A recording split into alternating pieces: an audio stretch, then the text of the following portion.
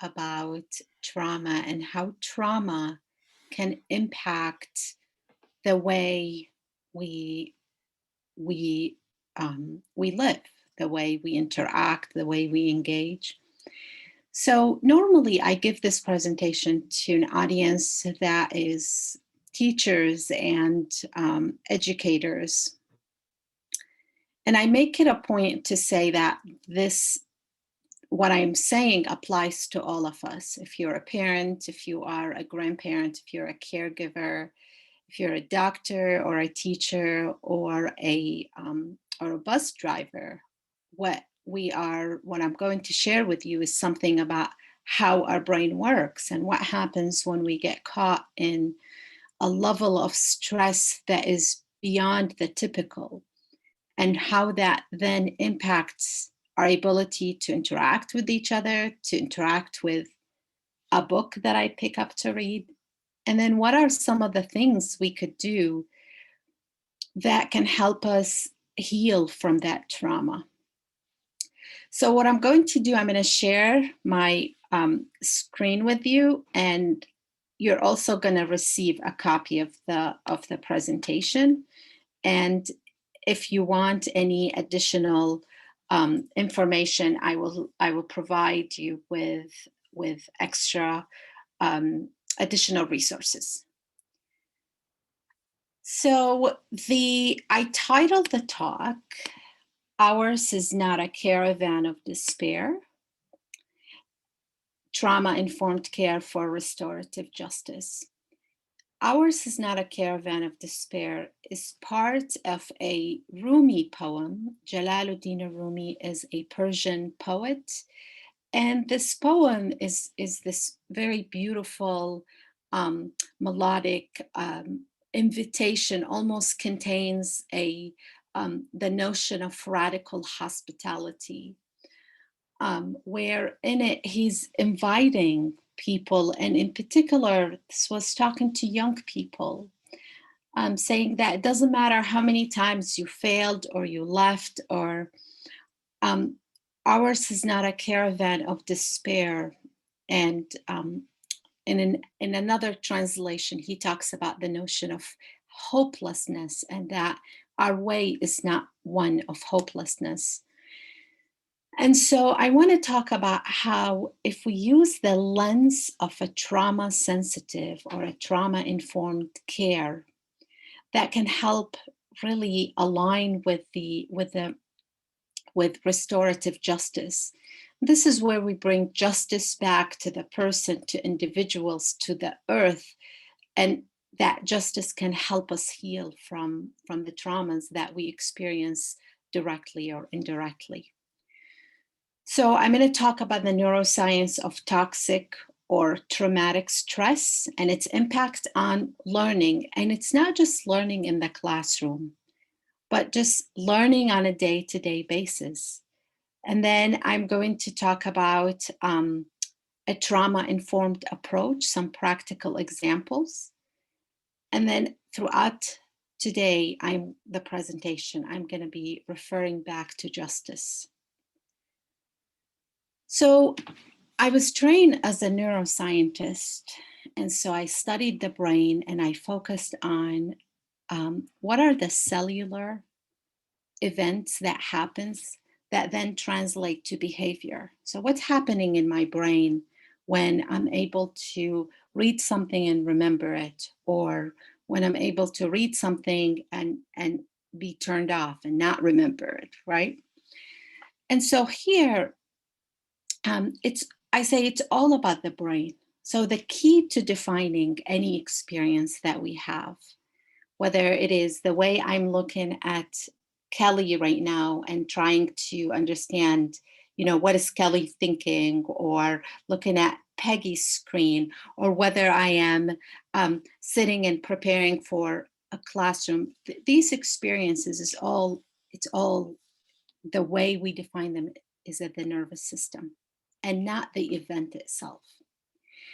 And so what this is telling us really is that our experiences, our past experiences, impact the way we are today, the way we interact with things. So I like to, I'm intentional to talk about the brain, not just in a general sense, but to go specifically and talk a little bit about the neuroscience. And it is my way, it is my intention to empower the audience. Because a lot of times I hear people say, well, this is the research and this is the research. And I want to know the research. I want to know. So this is why I show. So this is just a cartoon diagram of the brain. And our brain is divided into different parts. And so in this case, we have the red part, the blue part, and then that top part, and we're going to focus on the green. So I tell my students, what's the purpose of the brain? It's really to keep us alive. It's constantly receiving information, it's processing information to decide, is it safe? Is it not safe? Do I engage? Do I not engage? And so the information come into the brain and it goes to the red part of, when I say information, sensory information come to the brain, it goes to the red part of the brain. And that red part of the brain, that's the oldest portion of the brain. And that's the part that is asking the question, am I safe? So in this case, it's saying, am I getting enough air? Am I getting enough food? Is my heart rate okay? And let's say I am, I'm having a hard time breathing. That region of the brain is going to become hyperactive because it is recognizing that there is a problem and my survival is at risk. So after the red, we have the blue, and the blue part of the brain, it's this beautiful um, um, structures tucked in within the brain. And that's the part of the brain that's also asking about issues that deal with safety, but it's from a different perspective. It's asking questions. Am I loved? Do I matter? Am I seen? And so it deals with issues of belonging. It deals with issues of being part of a community. And that part of the brain, you could think of it as the emotional part of the brain. And then after that part of the brain, after things go through that part of the brain, then they go to the green part. And that green part is the part that deals with learning. What can I learn from this experience? How can I plan, motivation, and empathy? Now, neuroscientists used to think that what? Things are very logical, right? And so we make decisions purely based on logic and reason. And then there's some people that are just really emotional. They don't use their reason, right? And a lot of times they say, oh, it's women. They use that part of the brain and men use that part of the brain. But the truth is, and what we've learned from the research of, for example, Antonio Damasio and others, is that emotions play a significant role in the decision-making process. We all of us, make decisions with our emotions, in addition to reason. And what happens if we want to become really good at decision making, like an optimal decision making, we want the reason and the emotions to be in harmony, to be balanced with one another. And when they are not balanced, it impacts our ability to make decisions. So what this figure is showing us is that there is an input to your brain, and that input has an emotional significance. And so how many of us have been in a situation where somebody starts throwing numbers at us and you freeze, right? You freeze and you're like, I can't do math, or I can't do numbers, or certainly like I see a lot with my students. And part of that, what we're learning, it's not because the person thought about the math, came up with an argument, or came up with reasons. There are evidence for why can they. There's usually an emotional reason behind what's going on. that causes them to decide that they can't do math, right? So I mentioned earlier that the work of Antonio Damasio, who's a neuroscientist, he's a neurologist, he really worked with patients that struggled with making decisions. I mean, it was something as simple as, I ask Amy, or Amy asks me, Maze, do you want to go to this restaurant or that restaurant? And it's this really cumbersome experience where I can't decide, do I go to Panera Bread or Beyond Bread, right?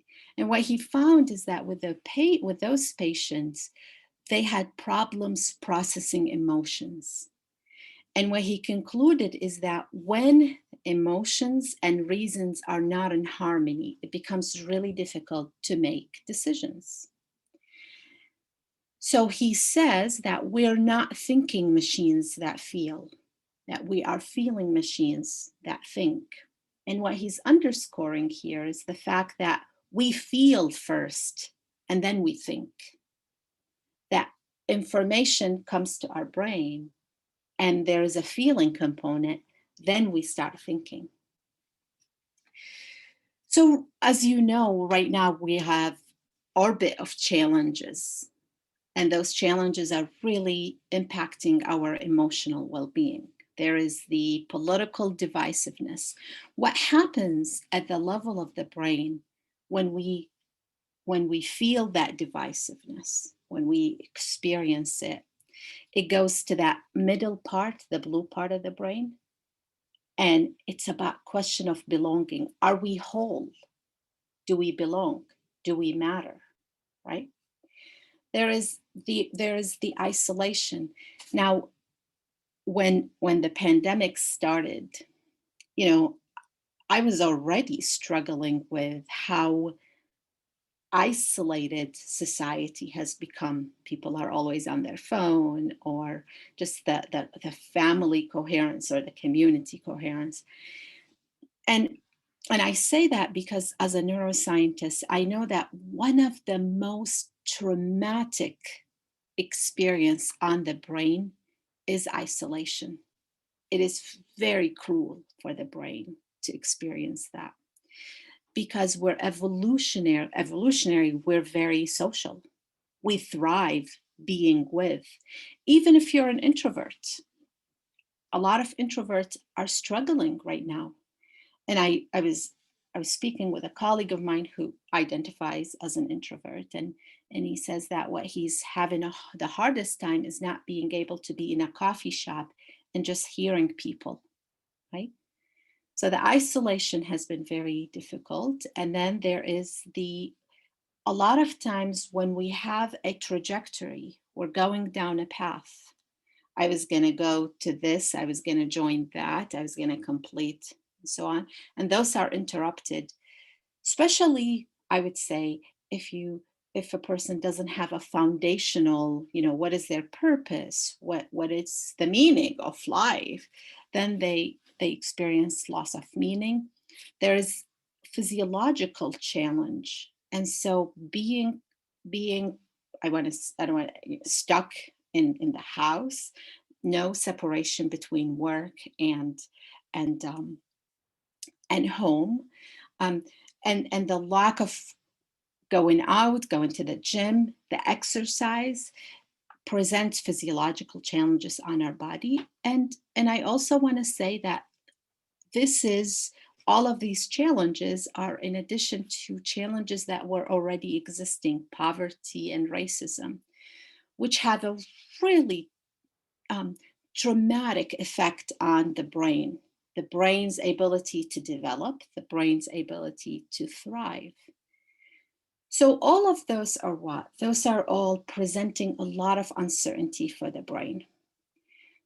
So I say uncertainty, and I want to pause right here and address why it's really difficult for our brain to deal with uncertainty.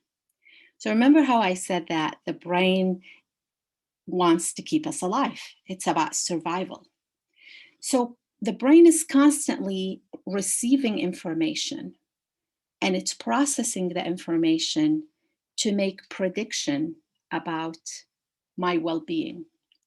As a matter of fact, neuroscientists have thought of the brain as a predictive machine, and it's using input to make these statistical prediction about I'm going to be okay the next minute and the next hour and then tomorrow. When we don't have those, when we're unable to make those predictions because we don't have information, because we're isolated, we have loss of meaning, etc., it is really stressful on the brain. So I worked with educators throughout the country this summer, this past summer, during the fall, and I always asked them, what's bothering you most about the current situation? And I've taken the response from over 1,000 educators now, and I put it together. And what I'm going to show you in the next slide is what they said. So this is a word cloud. And in a word cloud, the bigger the word, the more prevalent it was. And if you take a look, what jumps out at me, and maybe you'll notice the same thing, is that the word uncertainty is really prevalent. And it makes sense. Again, this just confirms the neuroscience that we don't handle uncertainty very well. Now, I also want to say that, okay, so this is for adults, this is for educators, this is for parents. What's going on with the young people, right? What's going on with our children and grandchildren and our students? We are starting to get, we have an idea, but we're starting to get data about that. So here is some information from what's called the Hope Center. And the Hope Center it's for colleges, universities, and community and justice. They surveyed young people. They surveyed almost 40,000 of them, and they asked them, how are you doing? And what they found is 3 in every 5 students they surveyed, almost 40,000 of them, they had basic life necessities were not met, shelter and food. So I look at this and I think, again, from a neuroscience perspective, what happens when my brain doesn't know if it's going to be able to pay rent, if I'm going to be evicted, if I'm going to be able to have my next meal? It is really, it puts me in this alarm state that's active all the time.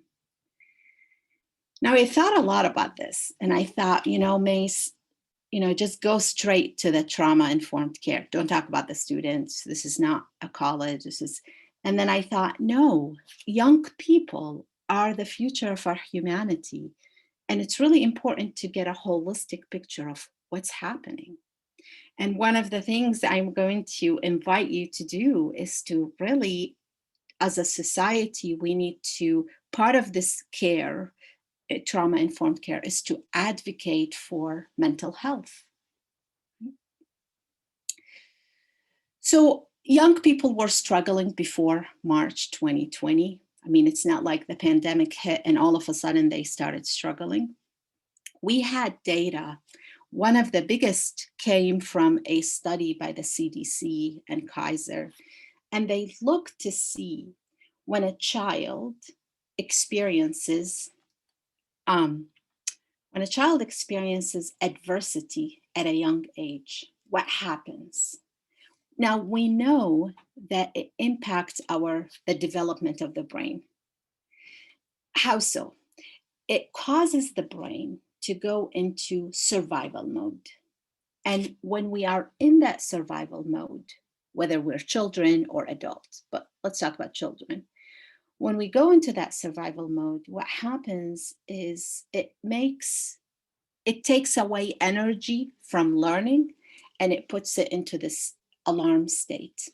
And so it ends up, that adversity, it can impact all domains of life for that person. And what the CDC said back in 2010, they said that the next public health crisis is young people's mental health, right? So I'm telling you this to, again, underscore where we are as a society and what can we do about these things. So we, our kids, our friends, our families, we're not dealing with a typical stress. We're dealing with what clinicians call traumatic stress.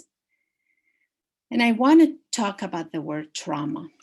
So trauma is, there are different definitions, but they all revolve around what? It is an event that we experience. It's negative, and it makes us feel helpless, right? It makes us feel, it puts us in a shock. It takes away our perception, our ability to control. In another definition, trauma is what? It's scary. It is scary. It's viscerally scary. It makes us feel overwhelmed. And then in this case, Peter Levine says what? It overwhelms us so much that we can't rebound. So what does this rebound mean? So I'm sitting right now, right? And I'm fairly relaxed. Let's say my internet stops working. I'm going to be not relaxed. I'm going to be triggered, and I'm going to be nervous. My heart rate's going to go up. I'm going to start sweating. So that's an activation of my system.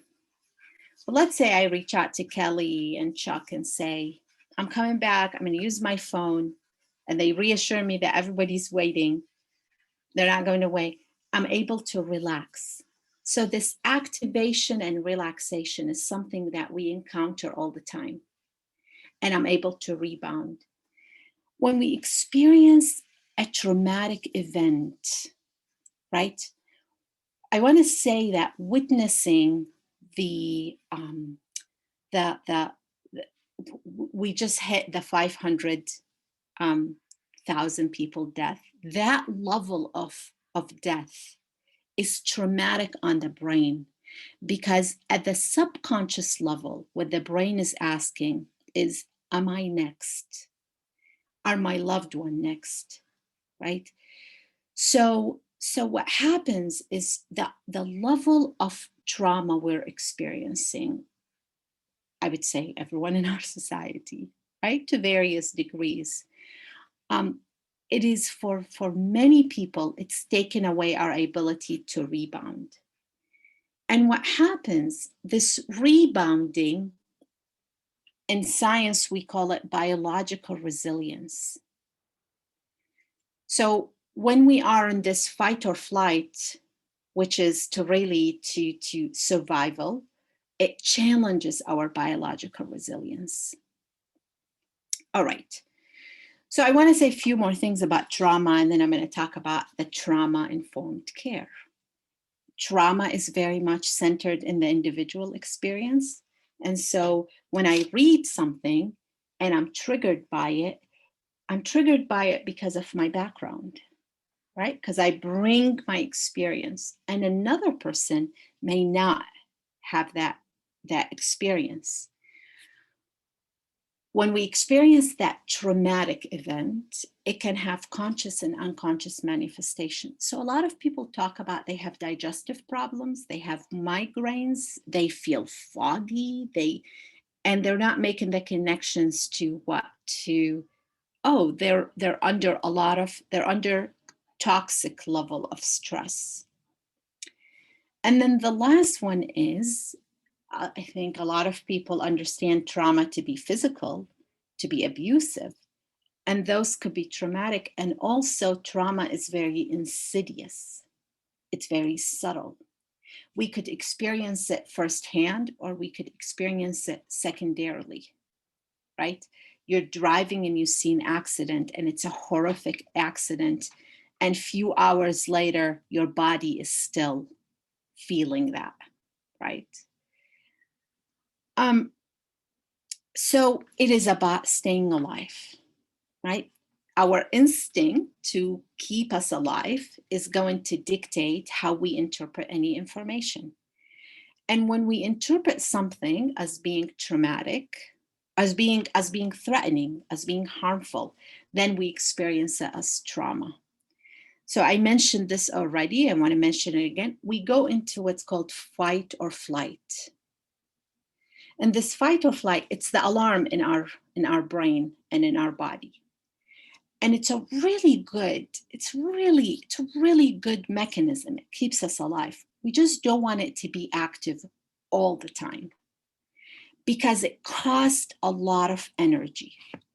And it takes away energy from where? From digestion, from thinking, from creativity.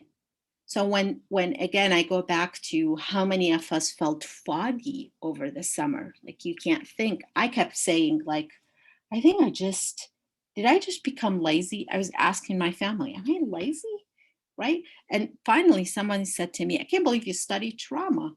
You know, you're experiencing this, right? So, and again, energy is being rerouted to keep us alive. Now imagine for people who are experiencing poverty and racism and just oppression, their alarm system is on all the time. So there was the doctor from Flint, Michigan, Mona Hanna Atisha, who exposed the lead situation. She wrote an article, an op-ed in the New York Times, and the title was, I am sick of telling children to be resilient. Because it's not a switch we can turn on or off. There is biology behind it, right? All right, so as a matter of fact, this is the last part of the science, and then we'll go into strategies. Remember the blue part in the brain, tucked in, that's the part that says, love me, love me, love me, right? There's a structure there called the amygdala. And the amygdala is really, it's receiving information and it's saying safe, not safe, good, not good, right? We want to know we matter. We want to know that we're part of. We want to know we are with, right? It is no coincidence that Rumi says a caravan, and a caravan is a community. So when the amygdala senses that none of that is there, it becomes hyperactive. And it can hijack the entire brain. Some people call it hijacking, some people call it braking. It puts a brake on the brain. Physically, what happens when we are in that state of this hyper fight or flight, information doesn't go to our thinking region of the brain. There's a veto that happens, right? So what do we do? Now, I always feel bad because I'm presenting this doom and gloom, right? But there's a second part. And the second part is we have this the brain has this brilliant capacity to be malleable, to be flexible. We need to do one thing. How do we calm our nervous system down? That's what we need to do. If you want to thrive, if you want to help your kids thrive, if you want to help your neighbors thrive and your community, help the nervous system calm down. And when that nervous system is calm, we can challenge and be challenged. We can be creative, we can learn, we can teach. When we calm the nervous system down, our emotions are in harmony with our reason. So a trauma-informed care is what? It's really nothing new. It's been going on for a long time. I mean, I think like good parents do trauma-informed care. I think like they just, I tell my sister, I say she has a lot of anxiety. And when she comes to me and says something, I say, you're scared. So can you hold baby Sarah, right? And tell baby Sarah things are going to be okay? That's a trauma-informed care. We realize that trauma is very pervasive. We're very empathic creatures. We're sensitive, right? Even if you're a tough person, behind that facade, there are feelings we feel. So we realize that trauma is pervasive, and we recognize then what happens when we're experiencing trauma. We're irritable. Somebody starts crying. Somebody says, I'm not motivated. I had a student say to me, I just can't get out of bed. I'm sorry, I'm a bad student. And I said, you're not a bad student. You're coping, right? So how do we respond? And I'm going to talk about two things that we could do to help ourselves and then help others. And ultimately what we're doing is we're also trying to resist re-traumatizing, right? So let's look at this. So the CDC, in addition to the National Center for Trauma-Informed Care, they put out these 6 principles, and I'm going to focus on 2 of them. But basically they said, you want to calm the nervous system down? Create a safe environment. Now, what's a safe environment? It's not just physical. This sanctuary that you have right now is a safe environment. Why? I felt really included right from the beginning. When I was looking at your website, right, the language you used are intentional, very inclusive. It helped me feel safe. Usually, I mean, I'll be very honest, usually when I go to present, even though it's virtual, I look at the website and sometimes I think, all right, this is going to be a challenging group.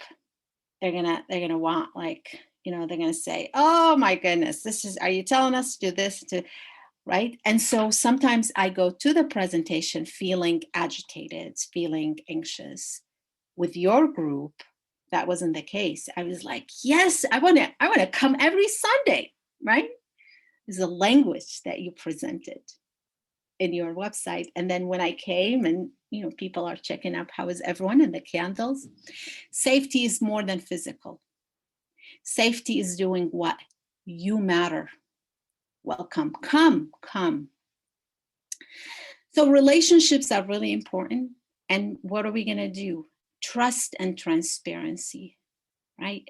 We build trust. We tell stories to reveal our humanity, our common humanity. They talk about peer support. Sometimes when we're working with young people, or when we're working with people who are experiencing trauma, it helps when they are with somebody who's experiencing the same thing. And so they support each other. Collaboration, we want to do something together. It's not just that I want to belong, but I want to co-create. Remember that trauma is what? I feel helpless.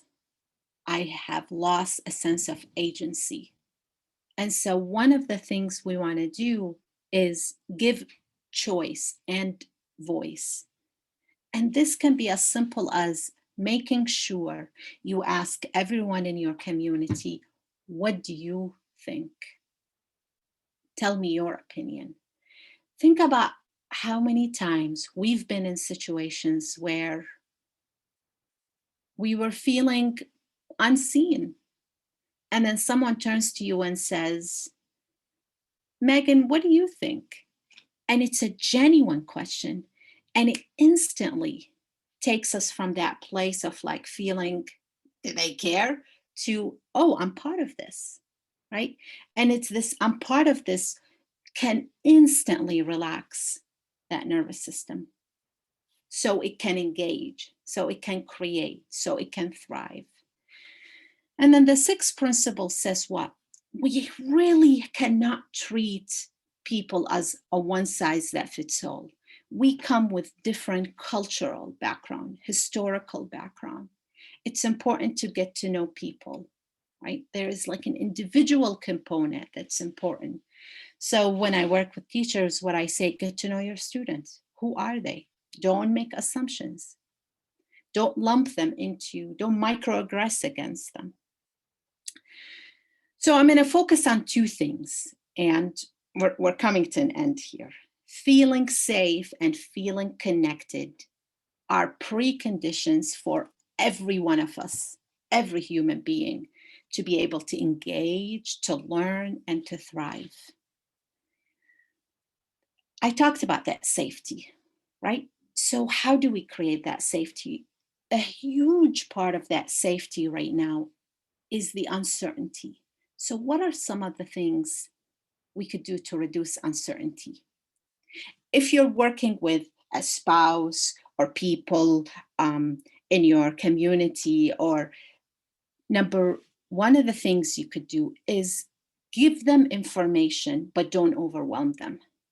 I remember when the pandemic hit, our school was sending information and they were sending like 17 emails a day. I was like, I stopped reading. It's overwhelming, right? And a lot of times those information are repeated, but your brain has limited energy, right? So I say focus the information and then give predictable structure. This is ourself or someone else. So for myself, for example, I created a routine that my brain knows is there. So it gives a sense that it's in control. And the communication is really important. When we're working with people, it is now more than ever important that we don't just communicate so we could say, we're off the hook, gave them the message, right? But really to communicate, to remind people of our interconnectedness. So I say model empathy, reassure people. And I think this sharing the why is so important. And when we finish with this, I want to share a video with you that I share with my students, that I share with my colleagues about what matters, right? Okay, so our goals, our plans were interrupted. Why do we do what we do? The connection. How do we cultivate community? And it could be something as simple as you go for a walk and you have your mask on, but you let your eyes tell your neighbor that you're happy to see them, right? So learning about each other, wondering and investigating solutions together, and then this checking up on each other. Sending a message, making a phone call and leaving a message saying, I'm checking up on you, Holly. I know you're probably so busy. Don't worry, you don't need to reply. Thought of you, wanted to say hello. It actually impacts Holly and I when we do that, right? Because it reminds us of that connection that we have. It could be a phone call, right? And then identify meaning. And meaning, again, is really important. And it could be something as short term. This week, we're going to finish this project. This is why this project matters. Again, identifying the work. And I think there are a lot of negativity. I don't think there is a lot of negativity everywhere we turn. So it's important that we celebrate the community, celebrate the work. The brain loves to play and it loves creativity. And so it's important to indulge that. It helps us relax. Actually, when we laugh together, it causes chemicals in the brain, endorphins, dopamine, to be released. They relax the brain. So I'm coming to an end. I want to bring it first full circle. I talked about connection and safety. And I think beyond connection and safety, it's really important that we impart hope. And when I say hope, I'm thinking of to wish for something better with the expectation of its fulfillment, right? So over the summer, I did I was looking at the neuroscience of hope. I was looking at hope in the literature, hope from a spiritual perspective.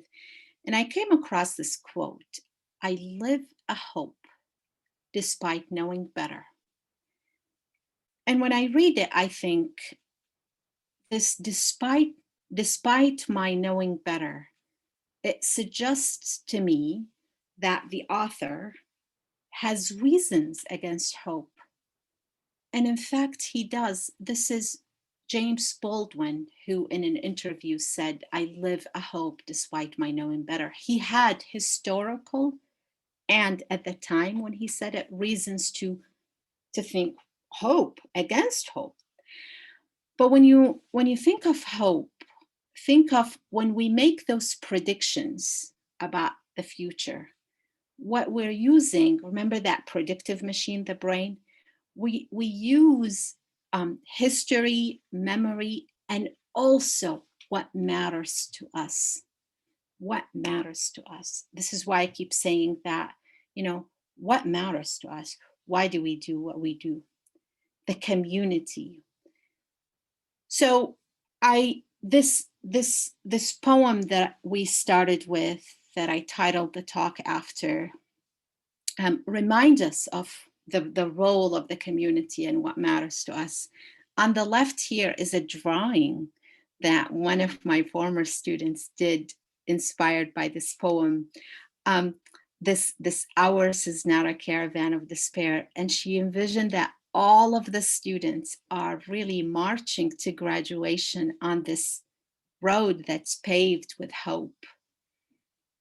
And so I want to invite you to reflect on how can we reignite our relationship with hope so we could impart it to others. And also, what can we do to help our own nervous system calm down so we could help others? And this is the end of my presentation. And if it's okay with you, I do want to share just one more video. Is it okay? Yeah, I'm seeing nodding. Sure. All right, so I'm going to stop. And this video is, I'll find it and then I will.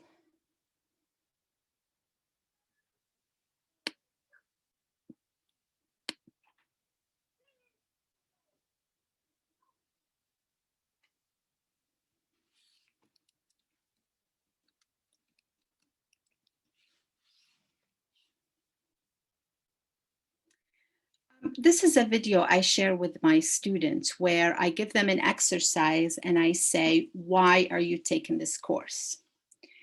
And then what they do is they come back, they tell me why they're taking this course. And then after that, what I do is I send them with this video, and then I wait a few days, and then I ask them to answer the question again. And I've had 100%, there is a change in the answer, right?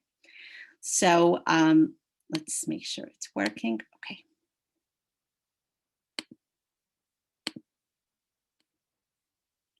Oh, I need to make sure the sound is going to work. So if someone would please give me some kind of signal that the sound is good, and it will pick up. It'll get louder.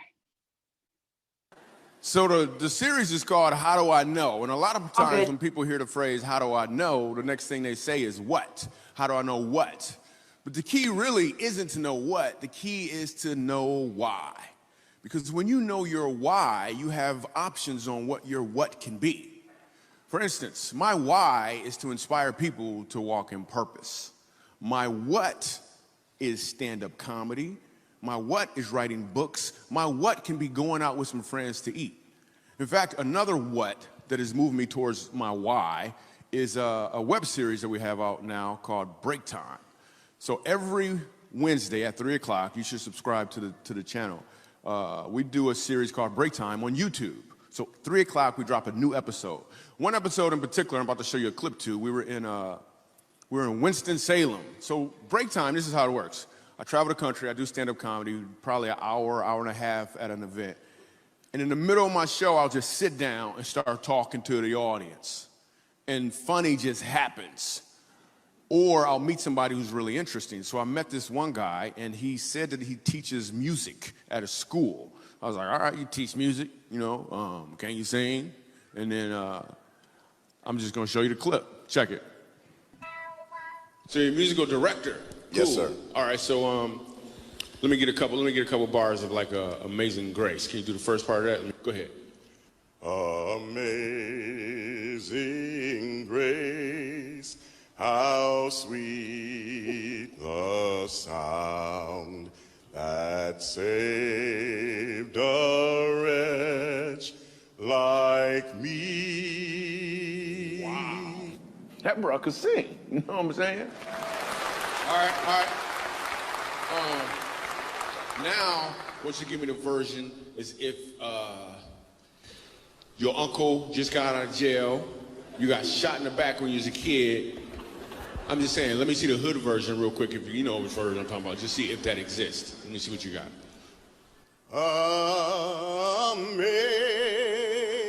Amazing grace, how sweet the sound that saved a wretch like me.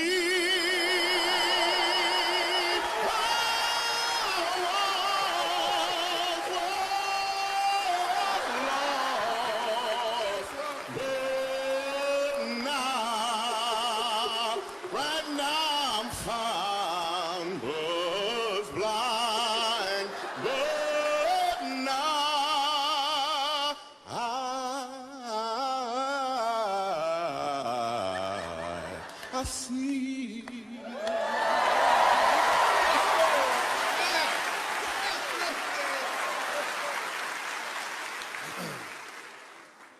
So here's the thing. The first time I asked him to sing, he knew what he was doing. The second time I asked him to sing, he knew why he was doing it. When you know your why, your what has more impact because you're walking in or towards your purpose.